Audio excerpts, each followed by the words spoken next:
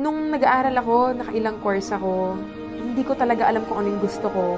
But, nung nakita ko yung front row, nakita ko yung gantong klaseng opportunity na pwede kong ma-enjoy yung buhay ko habang bata at pwede akong makatulong sa magulang ko habang bata rin sila, then there's no question asked. Talagang pinursu ko na talaga siya. Never pa ako naging sure sa buong buhay ko, aside from front row. Yung sister ko, she's taking med. So, medyo mahal, heavy for my mom and dad. Kung hindi ako hahanap ng another income, mag-stop ako sa school. Nung una talaga, naghahanap lang talaga ako ng part-time. Pangkain lang, pangpamasahe. Hindi pwedeng sa isang linggo walang cheque kasi pag walang cheque, walang kakainin.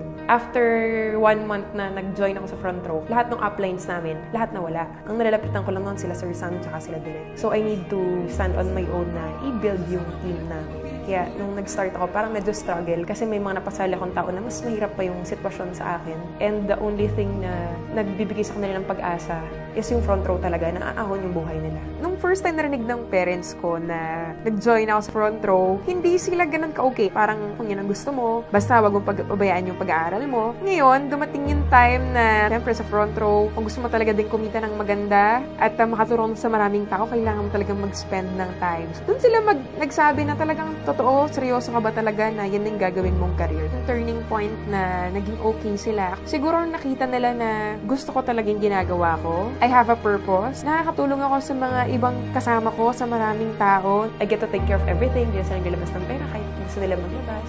Kunyari, meron sa aming relatives na medyo nahihirapan talaga. Minsan sinasabi ko nga na maganda lang sabihin ko kayo nagbigay. Narinig ko sa mom ko na buti na lang may anak kaming katulad mo. Siyempre, hindi ko pinapakita kasi hindi naman ako showy sa emotion ko talaga. Pero, wala lang. Actually, wala akong reaction pag like ko. Hindi, ano lang yan. Automatic naman yan. Siguro pag nasa sitwasyon ko din sila, meron din yung gagawin nila. Kung may gusto mo na kong sabihin kay Sir Sam tsaka kay Direk, I know, hindi ko lagi nasasabi, hindi kami masyadong expressive when it comes kung gano'n kami ka-thankful sa lahat ng binigay at tinulong ng front row tsaka ninyo sa amin. Thank you sa tiwala kasi kahit wala kaming alam noon, kahit maski sarili namin, hindi namin pinagkakatiwalaan.